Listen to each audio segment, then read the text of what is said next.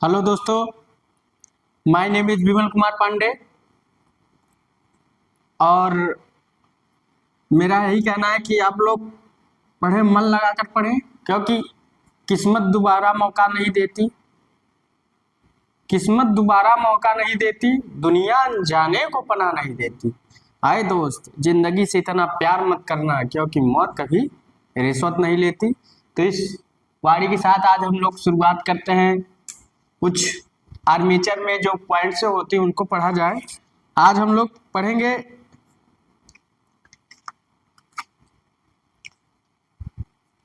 Dummy coil या dummy coil और dummy slots. Dummy coil और डमी स्लॉट्स, ठीक। तो डमी कॉइल और डमी स्लॉट्स, डमी कॉइल और डमी स्लॉट्स क्या होते हैं आज हम लोग जानेंगे।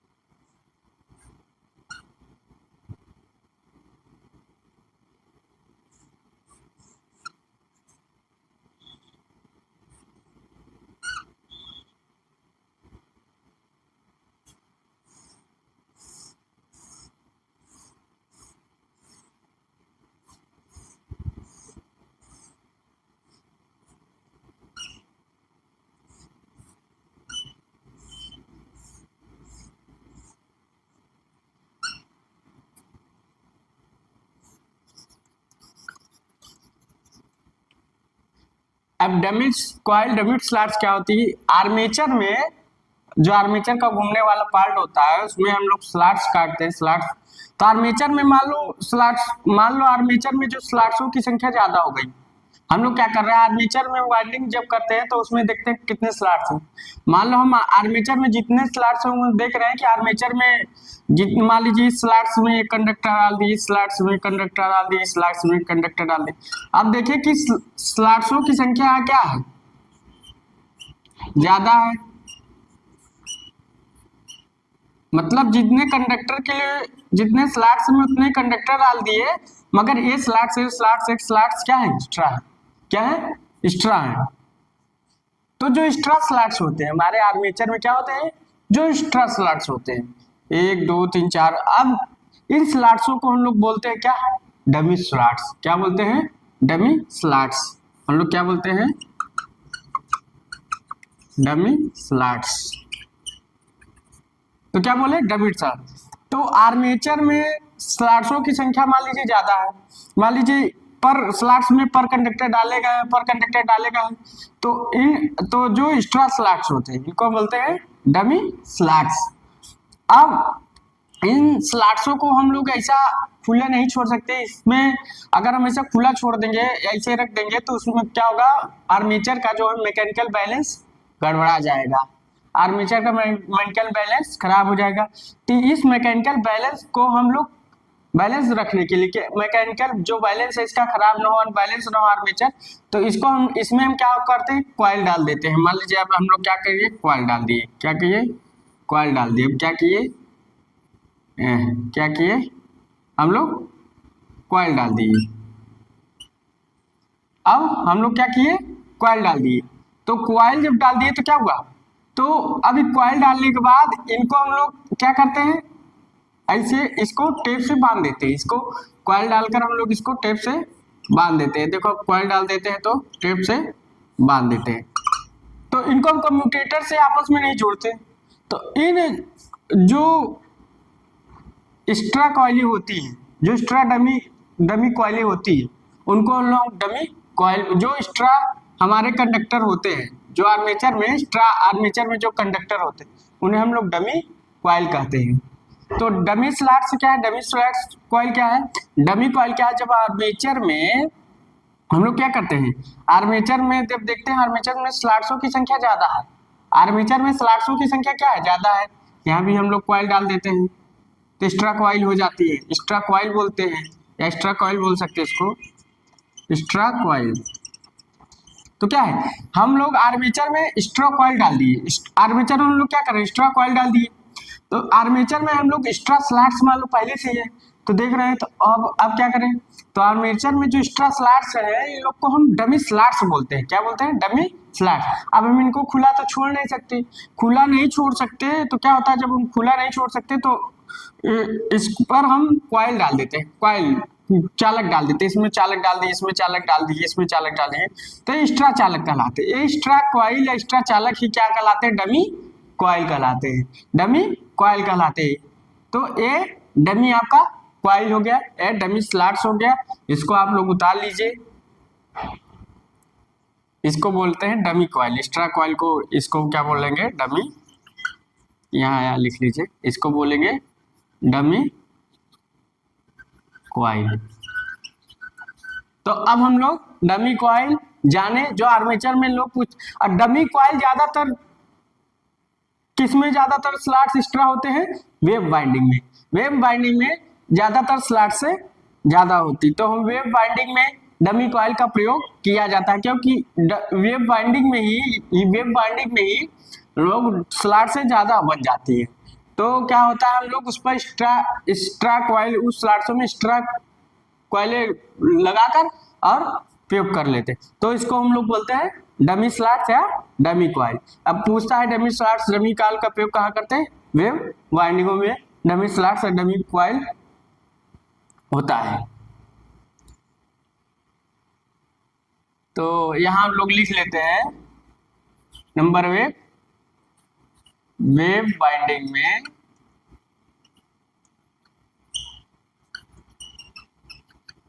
Dummy coil and dummy slots, dummy slots होता है, ठीक।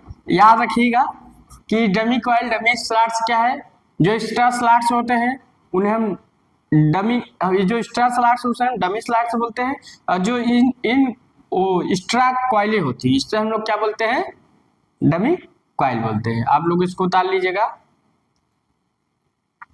तो डमी कॉइल हम लोग आज जाने और डमी स्लॉट्स। तो डमी वेव बाइंडिंग क्या है,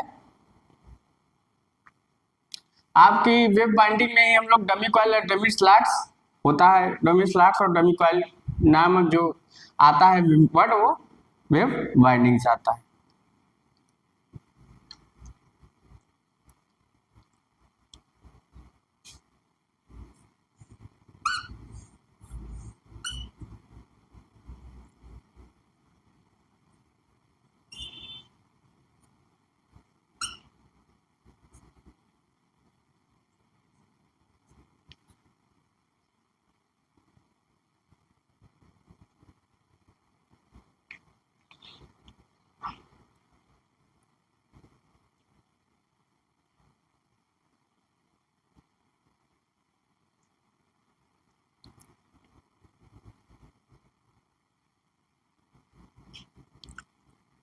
अब आप लोग उतार लिए होंगे, अब आगे चलते हैं। ऐसे में लिखते हैं कुछ, क्या लिखते हैं,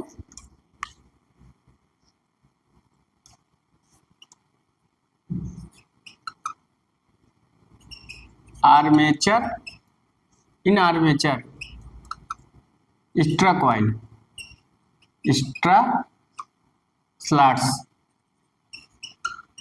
एक्स्ट्रा स्लॉट्स क्या होते हैं, डमी स्लॉट्स। आप लोग याद रखिए, डमी स्लॉट्स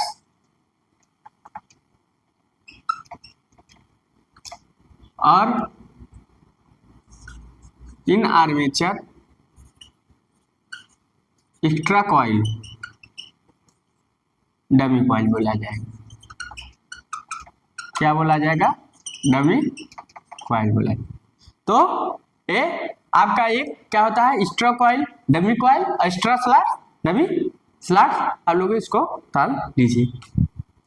तो dummy coil, dummy slots web binding में होता है। Dummy coil, dummy slot. अगर स्ट्रा स्लॉट्स होते हैं, डमी स्लॉट्स बोलते हैं। एक्स्ट्रा जो कॉइल होते हैं उसे डमी कॉइल बोलते हैं।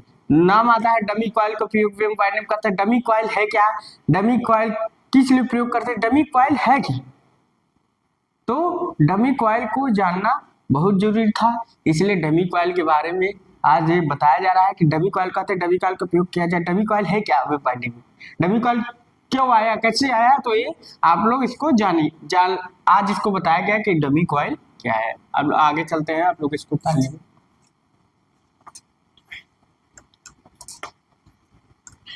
अब आगे चलते हैं इक्वलाइजर रिंग। इक्वलाइजर रिंग इसको बोलते हैं समतुल्य रिंग। समतुल्य रिंग, अब नाम है भाई समतुल्य रिंग, समान करेगा। रिंग मतलब गोला, एक समान गोला होगा। तो इक्वलाइजर रिंग क्या होता है, जब आर्मेचर में मान लीजिए, अब देखो इसको समझने के लिए आपको थोड़ा देखो परिभाषाओं को या किसी चीज वर्डों को कैसे समझा जाए, वो आप पर डिपेंडेंसी करती है कि आप लोग किस प्रकार से समझ रहे हो। और ऊपर बना दे। हाँ।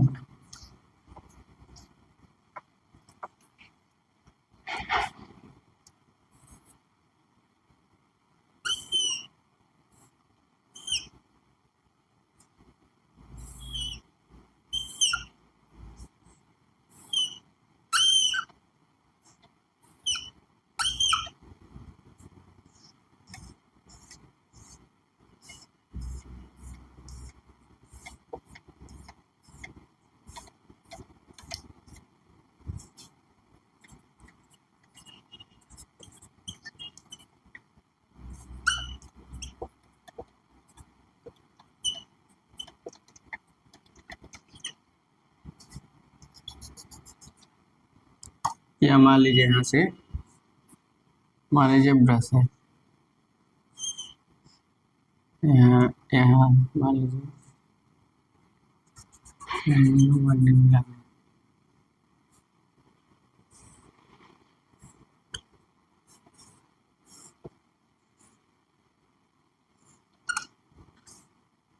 मान लीजिए करंट आ रही जा रही,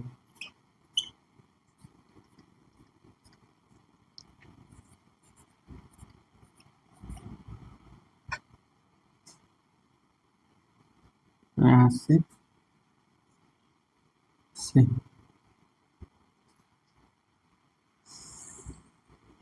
कर दिया।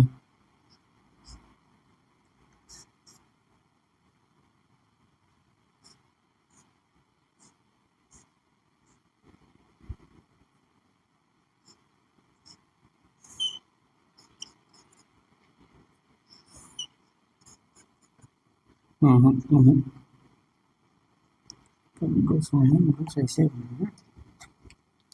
तो यहाँ स्लैश करती है,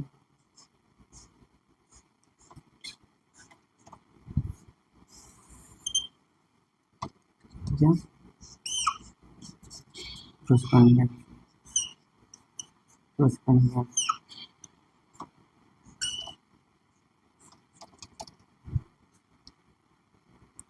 आने वाले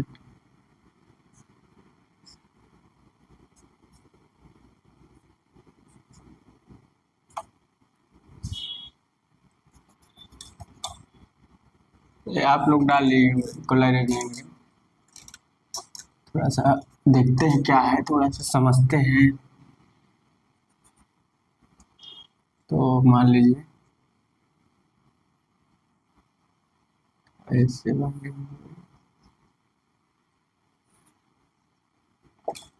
ठीक। तो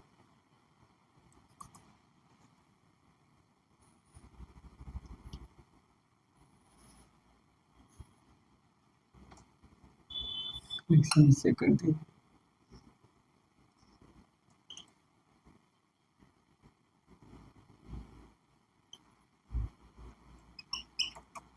लाइव है। देखो इक्वलाइजर रिंग क्या होता है, आर्मेचर के पैरेलल पाथ के जो आल कंडक्टर होते हैं, क्या पैरेलल पाथ, देखो ये सब पैरेलल, एक पाथ दो पाथ ये सब पैरेलल है। तो आर्मेचर के जो पैरेलल पाथ के कंडक्टर होते हैं, समस्त चालक होते हैं विभिन्न आर्मेचर के पोल पेयर एन एस एन और एस, मतलब विभिन्न पोल पेयर में स्थित होते हैं। देखो एक पैरेलल पाथ के जो कंडक्टर इस पोल पेयर में, पैरेलल पाथ के इस पोल पेयर तो स्थित होते हैं। तो अगर देखा जाए, क्या देखा जाए कि पैरेलल पाथ के जो कंडक्टर आपस में स्थिर होते हैं, ठीक है, तो मतलब स्थित होते हैं। तो क्या होता है, अगर तो ब्रूसो में समान समान मतलब पैरेलल पाथ के जो समस्त चालक है और विभिन्न पोल पेयर में स्थित है, एक पोल पेयर दो पोल पेयर में स्थित है। तो क्या है, समान रिड्यूस्ड ईएमएफ होगा, समान रिड्यूस्ड ईएमएफ होगा तो समान करंट ब्रूसो पर फ्लो होगी, ब्रूसो पर फ्लो होगी। अब देखा जाए, अगर मान लीजिए इस पैरेलल पाथ में, मान लीजिए इस पैरेलल पाथ के कंडक्टर में इस वाले पार्ट में, इस पैरेलल पाथ के कंडक्टर में क्या हो, एयर गैप में थोड़ा डिफरेंस आ जाए, या जो कोर का मटेरियल बना है, जो कोर का मटेरियल उसमें थोड़ा डिफरेंस आ जाए, तो क्या होता है, इसमें जब डिफरेंस आ जाता है तो यहाँ मैग्नेटिक फील्ड कम जनरेट होती है, यहाँ मैग्नेटिक फील्ड कम जनरेट होती है, यहाँ मैग्नेटिक फील्ड क्या होगी, कम जनरेट होगी, यहाँ ज्यादा जनरेट होगी।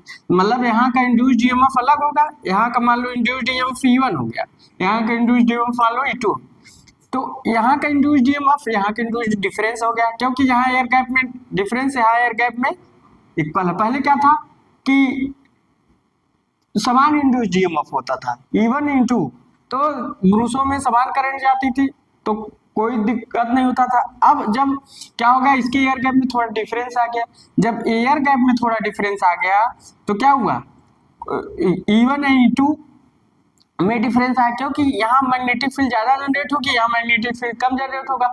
तो क्या आ गया, ब्रूसो पर डिफरेंट टाइप की करंट आएगी, ब्रूसो पर डिफरेंट टाइप की करंट, यहाँ E1 वाली आएगी, यहाँ E2 वाली आएगी। मान लीजिए हमने यहाँ से भी कनेक्शन कर दिया, यहाँ से कनेक्शन यहाँ हो गया है, तो ब्रूसो पर क्या आएगी, डिफरेंट टाइप की करंट आएगी, यहाँ का कनेक्शन यहाँ से, ठीक। मान लीजिए ब्रूसो पर करंट यहाँ से यहाँ जा रही है, ठीक, तो ब्रूसो पर क्या होगी, डिफरेंट टाइप की करंट आएगी। तो डिफरेंट टाइप की, जहां मैग्नेटिक फील्ड हाई है तो वहां ज्यादा करंट आएगी, जहां मैग्नेटिक फील्ड लो है तो वहां लो करंट आएगी। तो क्या होगा, स्पार्क होगा, क्या होगा, स्पार्क होगा, जो कम्यूटेशन की क्रिया को प्रभावित करेगा, मशीन का आउटपुट भी कम हो जाएगा, मशीन का आउटपुट भी कम हो जाएगा। अब यहाँ से मैग्नेटिक फील्ड ज्यादा जनरेट हो रहा है, यहाँ से कम जनरेट हो रहा है, तो मतलब यहाँ से डिफरेंट ईएमएफ हो रहा है, यहाँ से डिफरेंट ईएमएफ प्रोड्यूस, तो क्या हो रहा है, यहाँ से जो करंट फ्लो होगी वो ज्यादा वाली मोर करंट होगी, यहाँ से लो करंट होगी, यहाँ के मैग्नेटिक फील्ड कम जनरेट हो रहा है। तो क्या हो रहा है, ब्रोसा पर क्या होगा, स्पार्किंग होगी, मतलब कम्यूटेशन की क्रिया को प्रभावित करेगी, मशीन का आउटपुट कम हो जाएगा। अब इस लॉसेज को या इस कमी को कम करने के लिए हम लोग क्या करते हैं, एक कापर का इक्वलाइजर रिंग बना लेते हैं, गोले का इक्वलाइजर रिंग कापर का बना लेते हैं, छल्ला बना लेते हैं, जिसे बोलते हैं छल्ला, ये कापर का बना होता है। तो कापर का हम लोग इक्वलाइजर रिंग बना लेते हैं, ये आर्मेचर के पिछले भाग में, यहाँ बैक पिच में YB में हम लोग जोड़ देते हैं, ये YF कहलाता है। तो हम लोग बैक पिच साइड में वो आर्मेचर के पिछले भाग में जोड़ देते हैं। जब जोड़ देते हैं तो जो अनबैलेंस करंट होती है, हमारे इक्वलाइजर रिंग में फ्लो हो जाती है। तो क्या होता है, हमारे ब्रूस पर जो अनबैलेंस करंट और नहीं आती, मतलब स्पार्किंग नहीं होता, तो हमारा मैकेनिकल बैलेंस बना रहता, हमारा कम्यूटेशन भी अच्छा होता। तो इक्वलाइजर रिंग यहाँ लगाने का मेन पर, और ये हम लोग जो इक्वलाइजर रिंग होता है लैप बाइंडिंग ज्यादातर प्रयोग किया जाता है, क्योंकि जो आर्मेचर के समस्त चालक है वो विभिन्न पोल पेयर में स्थित है, वेब बाइंडिंग में, लैप बाइंडिंग में। मगर वेब बाइंडिंग क्या है, जो आर्मेचर पैरेलल के, जो आर्मेचर समांतर पथ के जो चालक है पोल पेयर नहीं, प्रत्येक प्रत्येक पोल में स्थित होते हैं, तो इस वजह से वेव बाइंडिंग में नहीं प्रयोग होता। तो क्या होता है इक्वलाइजरिंग में, क्या होता है कि पहले क्या होता है, फिर से आप समझिए, फिर से देखिए, पहले जो पैरेलल पाथ के समस्त चालक थे क्या हो, वो विभिन्न पोल पेयर में स्थित है, यहाँ पोल पेयर में स्थित है, यहाँ पोल पेयर में। अब मान लीजिए इस पोल पेयर में एयर गैप में थोड़ा डिफरेंस आ जाए, तो डिफरेंस आ जाए, कोर में जो बना हुआ है उसमें डिफरेंस आ जाए, तो यहाँ इंड्यूस्ड ईएमएफ अलग उत्पन्न होगा, यहाँ अलग होगा, तो ब्रूसों पर यहाँ हाई मैग्नेटिक फील्ड जनरेट होगी, यहाँ कम मैग्नेटिक फील्ड जनरेट होगी, तो यहाँ हाई करंट जाएगा, यहाँ क्या होगा, लो करंट जाएगा। तो अनबैलेंस इंड्यूस्ड ईएमएफ से जो अनबैलेंस करंट करंट ब्रूस में फ्लो हो रही है, उससे स्पार्किंग हो रही है, स्पार्किंग होने से क्या होता है, कम्यूटेशन, कम्यूटेशन क्या होता है, प्रभावित होता है, मशीन का आउटपुट कम हो जाता है। तो इस कमी को कम करने के लिए हम क्या बोलते हैं, कापर का एक गोला सा हम लोग क्या करते हैं, कापर का हम लोग क्या बना लेते हैं, छल्ला कापर का, तो उसे हम क्या उसे हम आर्मेचर के पिछले भाग में जोड़ देते हैं बैक पिच में, तो उससे क्या होता है, जो induced EMF different induced EMF के कारण डिफरेंस करंट फ्लो होती थी, वो इस रिंग में फ्लो होगी, तो उससे बाद जो अनबैलेंस करंट हो इस कार्बन ब्रश मतलब कार्बन ब्रशों पर नहीं जाएगी, तो इसी रिंग में प्रवाहित होगी, तो उसके बाद क्या होगा, इस ब्रशों पर कोई स्पार्किंग नहीं होगी, कम्यूटेशन भी अच्छा होगा, इसलिए हम इस इक्वलाइजर रिंग का प्रयोग किए हैं। आज आप हम लोग इक्वलाइजर रिंग के बारे में जाने हैं। आज इक्वल आप लोग इसको बना लीजिए समझने के लिए कि इक्वलाइजर रिंग होता क्या है। थोड़े पॉइंट हम इसको लिखवा देते हैं।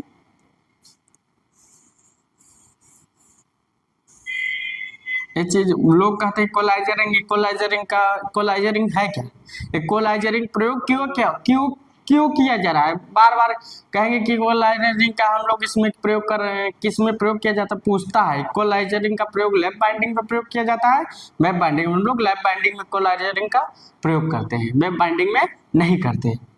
तो आज हम लोग डमी कॉइल जाने और इक्वलाइजर रिंग जाने, दो टॉपिक को बताना बहुत जरूरी था कि बार बार कहीं डमी कॉइल आ जाता है, डमी कॉइल क्या है, डमी स्लॉट्स क्या है, इक्वलाइजरिंग क्या है, इक्वलाइजरिंग का प्रयोग, तो मशीनों में जो वर्ड बार बार आते हैं, वाइंडिंग में आर्मेचर वाइंडिंग, इक्वलाइजरिंग क्या है, डमी स्लॉट्स क्या है, तो इन सबको जानना बहुत जरूरी था। तो हाँ, हमने आज इस पर टॉपिक पर बता दिया जाए, क्योंकि कहीं वर्ड कई कई बार आते हैं तो कहीं क्वेश्चन उठ जाते हैं, आ जाते हैं जे क्वेश्चनों में कि इक्वलाइजरिंग कौन से वाइंडिंग में प्रयोग किया जाता है, कौन सी मशीनों में प्रयोग किया जाता है, छोटी छोटी चीज, बड़ी बड़ी बातें, तो इसको आप लोग बना लीजिए।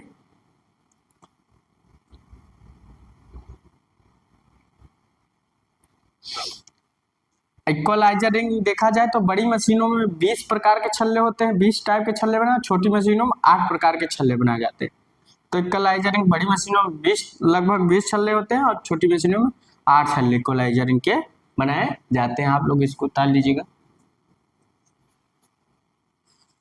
ये आपका बैक पिच बोला जाता है, ये आपका फ्रंट पिच बोला जाता है।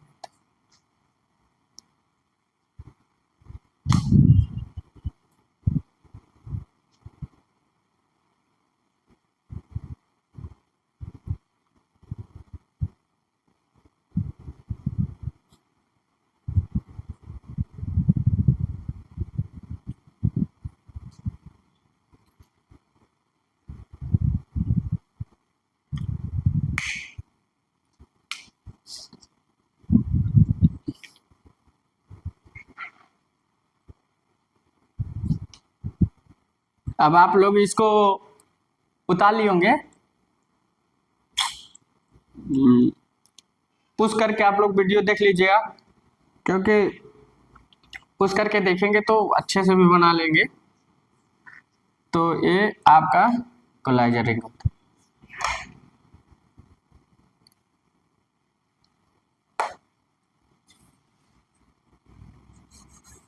अब हम लोग चलते हैं मशीन में, मतलब अब हम लोग इसके बारे में कुछ लिखते हैं।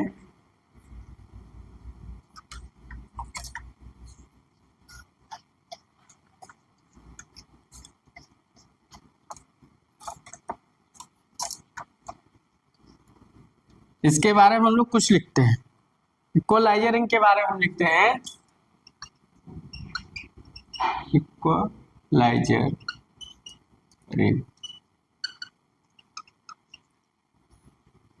पहला नंबर किसका बना था? Made in copper, made in copper, ring type बना था। किसका? गोला टाइप, रिंग टाइप। पहला किसका बना होता है? मेड इन कापर का बना, रिंग टाइप, गोला टाइप होता है। दूसरा किसमें प्रयोग की जाती है? लैप बाइंडिंग में, use of lap binding, use of lap binding.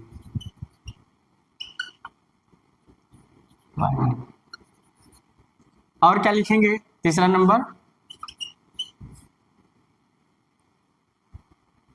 Armature के पिछले भाग में जोड़ा जाता है, मतलब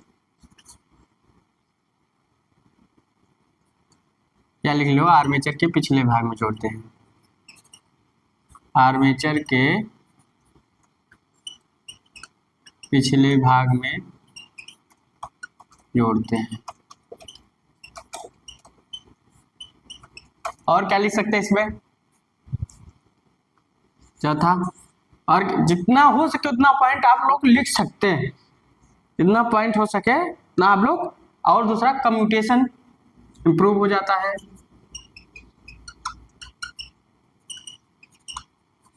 कम्यूटेशन इंप्रूव। देखो परिभाषाओं को आप लोग अपने से लिखना सीखिए, अब बनाना सीखिए, किसी की छापने करने से नहीं कि मैंने जो छुपवा दी वही। आप लोग उसको अपने तरीके से लिखिए, जो जो मेन पॉइंट होगा तो मैं लिखवाऊंगा ही, और जितना हो सकेगा, जितना छुरी हो सकेगा मैं उतना बताऊंगा ही। मगर कुछ चीजों को आप लोग अपने से डेवलप कीजिए, जो डेवलपमेंट आप में अगर आने लगेगा तो समझिए आपका पढ़ना सार्थक धीरे धीरे हो रहा है। कम्यूटेशन इंप्रूव होता है। पांचवा क्या होता है? पांचवा क्या होना चाहिए? मशीन का आउटपुट इंक्रीज हो रहा है, इंक्रीज आउटपुट ऑफ मशीन, मतलब मशीन का आउटपुट क्या हो रहा है? इंक्रीज हो रहा है। और कोई और कुछ लिखना चाहिए? देखिए इतना पढ़े लोग, आप अपने दिमाग से लिखिए, नहीं दिमाग से। अब थोड़ा हम लोग इसको आप लोग लिख लीजिए, और नोट पॉइंट में ही लिखेंगे नॉट यूज वेव बाइंडिंग, क्योंकि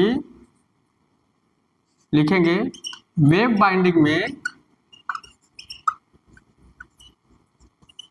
वेव बाइंडिंग में, या ऊपर वाला लिख लीजिए तो हम लोग नोट पॉइंट में लिखा देते हैं। इसको आप लोग लिख लीजिए, थोड़ा उतार लीजिए।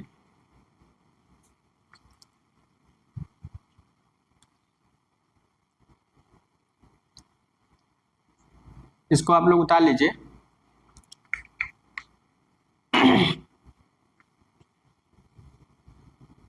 सारे क्वेश्चन जितने चीज लिखाए जा रहे हैं, सब चीज आपके ऑब्जेक्टिव टाइप बन के आने वाले, सारे क्वेश्चन जितने हैं सारे क्वेश्चन बन के आने वाले हैं। चाहे पोलराइजिंग हो, चाहे मेड इन कापर का बना, कोई पूछ सकता है जो। हाँ, और छठवां पॉइंट लिख लेते हैं, बड़ी बिग मशीनों में 20 बड़ी मशीनों में 20 रिंग होते हैं, 20 इक्वलाइजर रिंग होते हैं, लाइजर रिंग होते हैं। और स्मॉल मशीनों में कितना होता है? 8 इक्वलाइजर रिंग होते हैं, लाइजर रिंग होते हैं। तो इस चीज को आप लोग याद रखिएगा कि बिग मशीनों में 20 इक्वलाइजर रिंग का लगभग प्रयोग करते हैं, स्मॉल साइज की मशीनों में 8 इक्वलाइजर रिंग का प्रयोग करते हैं। अब आप लोग उतार लिए होंगे, को आप लोग उतार लीजिएगा। अब हम नोट पॉइंट लिखते हैं। नोट पॉइंट में क्या लिखते हैं? नोट पॉइंट में क्या लिखेंगे कि वेव बाइंडिंग में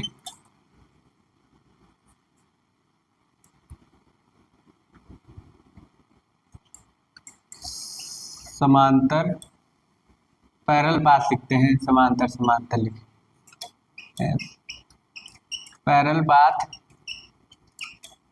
all conductor parallel path are conductor. Main binding में पैरेलल पाथ के ऑल कंडक्टर होते हैं, सभी ध्रुवों के क्षेत्र में स्थित होते हैं, सभी ध्रुवों के क्षेत्र में स्थित होते हैं,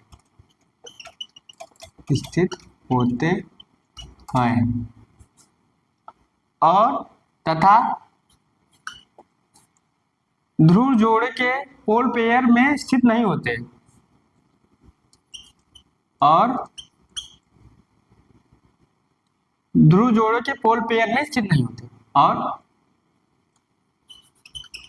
पोल पेयर, यहां लिखेंगे पोल पेयर के क्षेत्र में स्थित नहीं होते हैं, इसलिए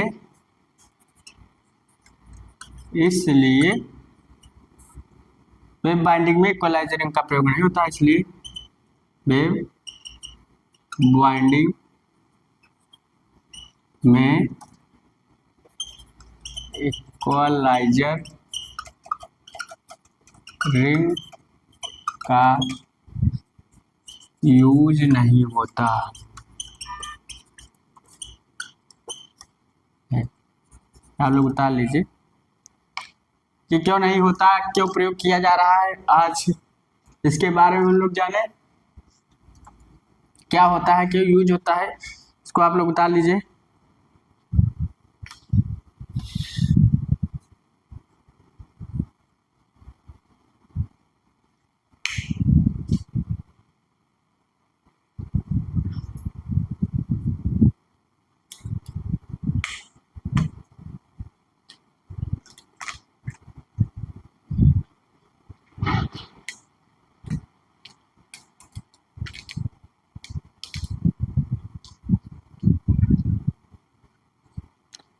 तो आज हमारा क्लास में हम लोग क्या जाने कि डमी कॉइल क्या होता है, डमी कॉइल का यूज कहाँ होता है, डमी कॉइल होती क्या है, डमी स्लॉट्स क्या होती है।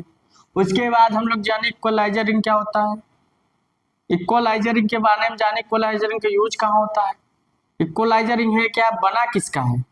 हाँ, बड़ी मशीनों में कितना इक्वलाइजर प्रयोग होता है, छोटी मशीनों में प्रयोग होता है। वेव बाइंडिंग में क्यों नहीं प्रयोग होता, वेव बाइंडिंग इसलिए नहीं प्रयोग करता है, जिसके पैरेलल पाथ के सभी कंडक्टर हैं ये सभी ध्रुव के क्षेत्र में स्थित होते हैं, मतलब ईच पोल्स के स्थिति में सभी ध्रुव जितने होते हैं या सभी ध्रुव, मगर पोल पेयर के क्षेत्र में, मतलब ध्रुव के जो पोल पेयर है, जो पोल पेयर एस के पोल पेयर में स्थित नहीं होते, इसलिए वेव बाइंडिंग का प्रयोग में इक्वलाइजर रिंग का प्रयोग नहीं होता।